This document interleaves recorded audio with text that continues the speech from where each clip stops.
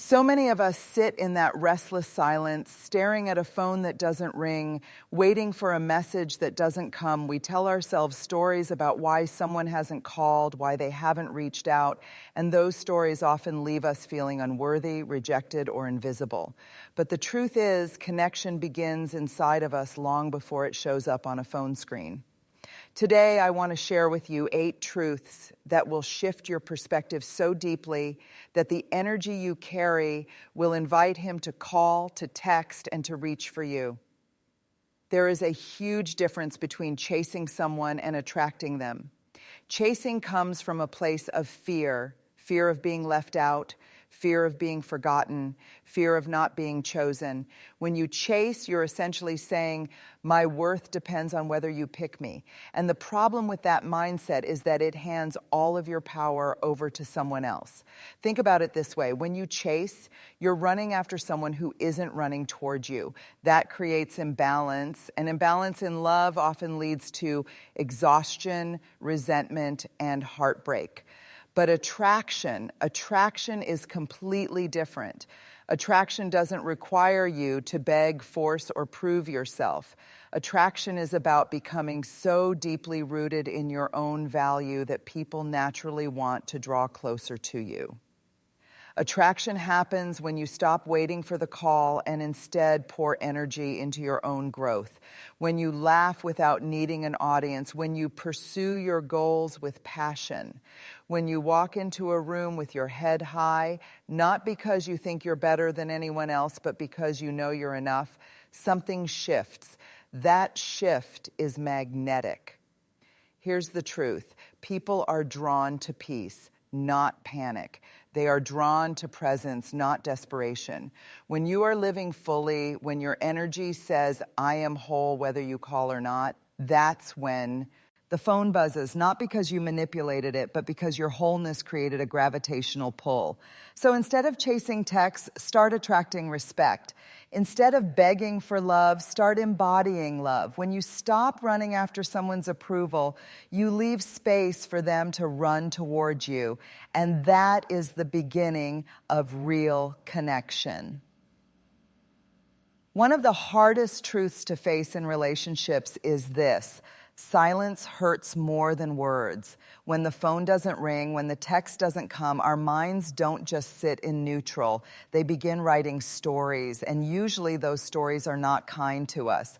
We tell ourselves things like, but he must not like me anymore. Maybe I said something wrong. Maybe I'm not attractive enough. Maybe I'm too much, or maybe I'm not enough. This is the dangerous power of assumption. We create entire narratives built on nothing but fear, and then we begin to live as if those narratives are truth. But here's the reality. Rejection is often not about you. Sometimes it's about his timing. Sometimes it's about his capacity. Sometimes it's about his fears, insecurities, or his inability to show up fully in a relationship. His silence doesn't mean you are unworthy. It means he is unavailable. That's not rejection, that's redirection. Rejection only becomes poisonous when we internalize it. When we say to ourselves, I wasn't chosen, so I must not be lovable. But the fact is, being chosen has nothing to do with your worth. You were worthy before his call. You are worthy without his text. You are worthy whether he recognizes it or not. Think of it this way. When a door closes, it doesn't mean you're locked out forever. It means that door wasn't meant for you. And often a closed door is a form of protection. How many times have you looked back at someone who didn't choose you and whispered, thank God? So I invite you to release the story of rejection. Instead of asking, why didn't he call me? Start asking, what am I learning about myself in this silence? Silence can teach you resilience. Silence can remind you that your value is not tied to someone else's attention. Silence can be a sacred pause where you discover your own voice again. When you rewrite the story, rejection transforms from a wound into wisdom. It is no longer about being unwanted. It becomes about being redirected toward what is truly aligned with your soul. And that shift, that healing, is what prepares you for a deeper, more authentic connection. Vulnerable confidence is the courage to say, I care about this connection. I care if you call. I care if you text.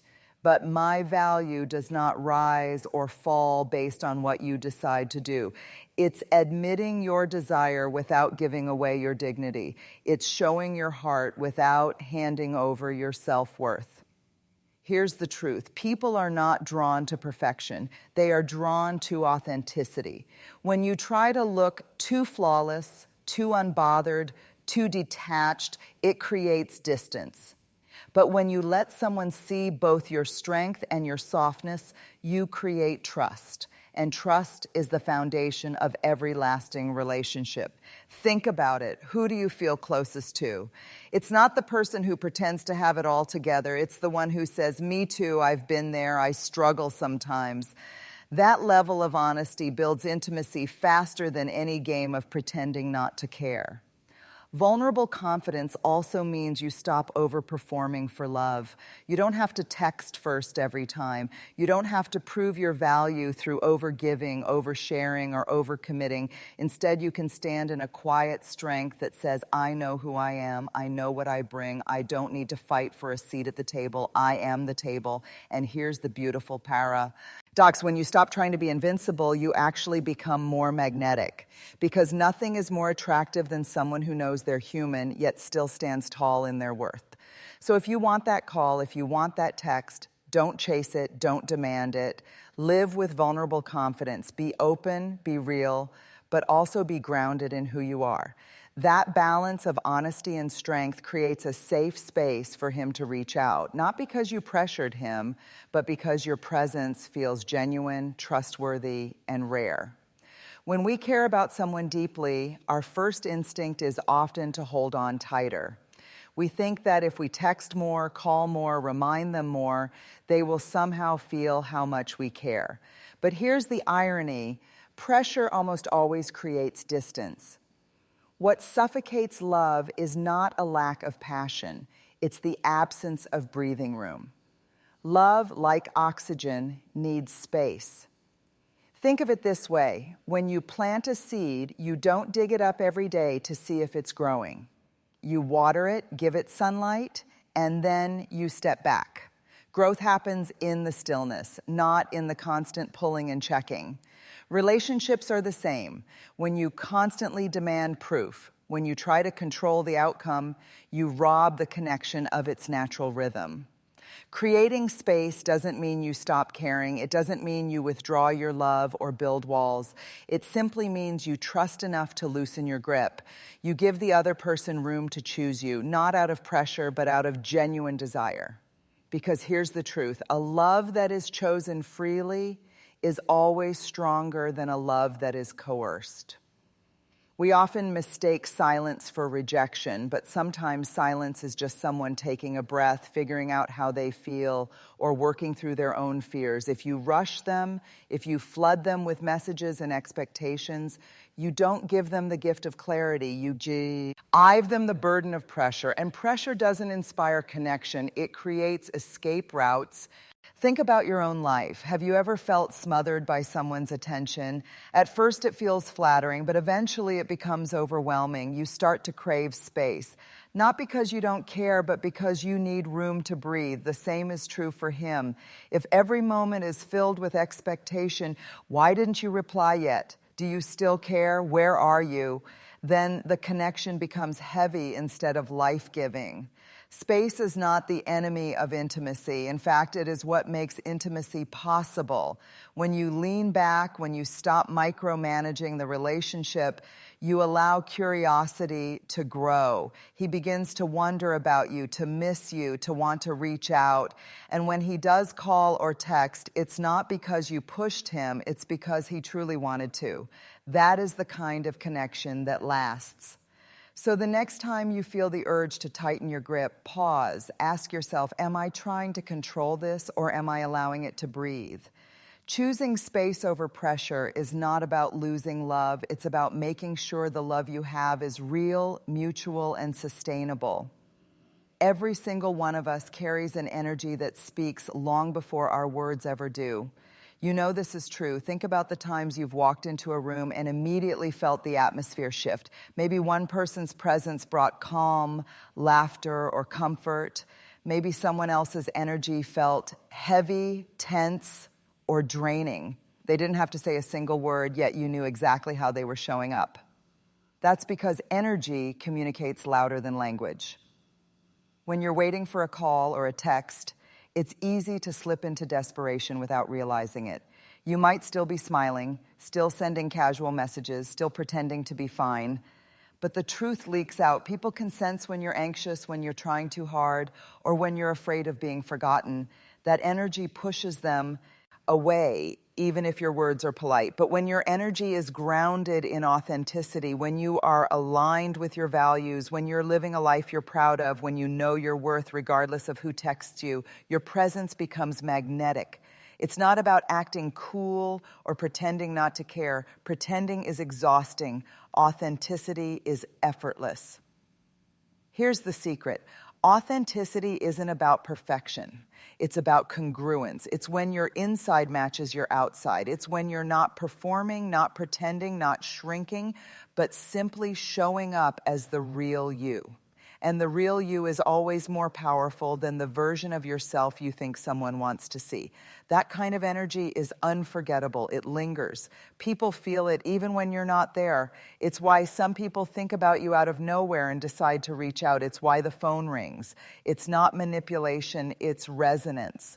When you're authentic, you create resonance that makes others want to connect with you again and again.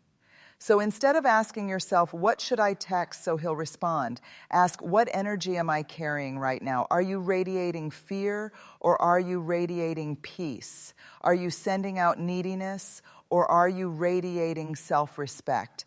Because texts and calls don't just respond to words, they respond to energy. If you want lasting connection, let your energy be your loudest message. Smile because you mean it. Laugh because it feels good. Walk into the room as if you belong there because you do. And when you embody that kind of authentic presence, you won't need to beg for his attention, his curiosity, his admiration, and yes, even his calls and texts will naturally follow. Boundaries are not walls, they are bridges. They are not about keeping love out, they are about keeping your dignity in. When it comes to relationships, boundaries are the invisible lines that protect your heart while still allowing connection to grow. Without them, you lose yourself in the process of trying to be loved. Now, let's be honest, when someone doesn't call or text back, it can feel like rejection, and rejection cuts deep. In that vulnerable moment, many of us hand over our emotional power.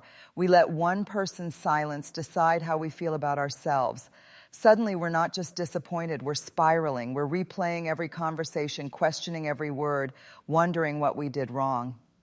But here's the truth. When your emotions are at the mercy of someone else's actions, you've surrendered your peace. You've given away the steering wheel of your life, and that's where boundaries come in. Boundaries sound like, I care for you, but I won't beg for your attention. I will make space for you in my life, but not at the expense of my self-respect. Your silence will not define my worth. Guarding your emotional boundaries doesn't mean you stop caring. It doesn't mean you become cold or detached. It simply means you decide what you will and will not tolerate. It means you love yourself enough to protect your peace. Think about it. When you don't have boundaries, you end up on an emotional roller coaster, up when the text comes in, down when the phone stays silent. But when you do have boundaries, you create steadiness. You can still enjoy the call, you can still smile when the text arrives, but your entire self-worth doesn't rise and fall with it. This is what makes boundaries so attractive. They communicate self-respect, and self-respect is magnetic. It tells the world, I am valuable, I am whole, and while I would love to share my life with you, I do not need you to complete me. Ironically, when you guard your emotional boundaries, you often receive more respect, not less. Why? Because people sense that they cannot play with your heart carelessly. They sense that your love is real, but it is also sacred, and sacred things are treated with care. So ask yourself, O'Day, What boundaries do I need to put in place so that I no longer give my peace away every time someone else doesn't show up? Your answer to that question could be the very thing that shifts your relationships from fragile to unshakable. Guarding your emotional boundaries isn't selfish, it's the deepest act of self-love. And when you practice it, you stop chasing people who can't honor you, and you make space for the ones who will. Many of us are taught to shrink our light, to keep our joy small, or to downplay our wins so we don't make others uncomfortable. We're told that loving ourselves too much looks like pride, but the truth is, self-love is not arrogance, it's oxygen. It's what allows you to breathe fully in your own life. And when you breathe fully, you create space for others to do the same. Loving yourself loudly means you stop waiting for someone else to validate you. You stop treating a call or a text as evidence that you matter. Instead, you live in a way that constantly reminds you that you matter. You invest in your passions. You nurture your friendships. You set aside time to rest, to laugh, to dream. You celebrate small victories instead of brushing them off. You take yourself on dates. You enjoy your own company. When you do this, something shifts inside you. You begin to realize that your life is already full. A call from him, a text from him becomes a beautiful addition, but not a requirement for your joy. And paradoxically, it's that very fullness that makes you so attractive. People are drawn to those who don't need saving, those who radiate wholeness. Here's the other truth. When you love yourself loudly, you set the standard for how others will love you. If you treat yourself with kindness, others will learn that kindness is the only acceptable way to treat you. If you honor your own needs, others will either rise to meet them or remove themselves from your life. Either way, you win because you are no longer begging for scraps. You're dining at the table of your own worth. And don't mistake loud self-love for being performative. This isn't about posting curated perfection online or pretending you're happy all the time. Loving yourself loudly is about honesty. It's about saying, I'm still growing, I still have flaws, I still have bad days, but I choose to treat myself with respect and compassion anyway. That kind of self-love is contagious. It doesn't just inspire people to text you. It inspires them to want to be in your presence. So love yourself so fully that no unanswered message can shake you. Love yourself so loudly that the world begins to echo it back. When you do, you'll find that the calls, the texts, and the attention come not because you begged for them, but because your very being invites them. When fear is in charge, we send desperate messages, we overthink every emoji, we reread old conversations trying to decode hidden meanings. We don't just want connection, we demand it. And what happens? Instead of drawing the other person closer, fear pushes them away. Fear suffocates trust. That's why trust in timing is so important. Trust says, if this relationship is meant for me, I don't have to chase it down. It will align in its own time. Trust gives you the courage to stop forcing outcomes and start living your life while the story unfolds. Here's the paradox. The things we try to control most are often the things we lose quickest. But the things we hold with open hands, with patience, with grace, are the ones that often grow deeper. Timing matters. Sometimes the silence you hate is the very space needed for clarity, healing, or growth to take place on both sides. Trusting timing doesn't mean you sit passively and do nothing. It means you stay active in your own life, but you don't let impatience rob you of peace. You pursue your goals. You spend time with people who uplift you. You invest in your own joy. You live full today instead of putting your happiness on hold until someone else finally responds. And here's the beautiful truth. When you trust timing, you step out of desperation and into alignment. You stop asking, why isn't this happening yet? And you start trusting that the right things are already moving towards you, even if you can't see them yet. The silence isn't proof of rejection. It might be proof of preparation. So the next time you find yourself staring at your phone, heart racing, waiting for it to light up, breathe. Remind yourself, I am not forgotten. I am not behind. What's meant for me will not pass me by. When you live from that truth, fear loses its grip and peace takes its place. And ironically, it's often when you stop demanding the call or the text, when you let go of fear and lean into trust, that it arrives. Not because you forced it, but because you created the space and the patience for love to bloom at its own perfect pace. We began this journey with a simple question: will he call or text me? But along the way, we discovered that the deeper question is, how do I show up for myself while I wait? Because here's the truth: your worth is not hidden in a phone call, a text message, or someone else's decision to choose you. Your worth has been with you all along. When you stop chasing and start attracting, you reclaim your power. When you release the story of rejection, you set your heart free from false narratives. When you stand in vulnerable confidence, you create trust. When you create space instead of pressure, you invite genuine desire. When your energy is authentic, you don't have to perform. Your presence speaks louder than words. When you guard your emotional boundaries, you protect your peace. When you love yourself loudly, you set the standard for how others love you.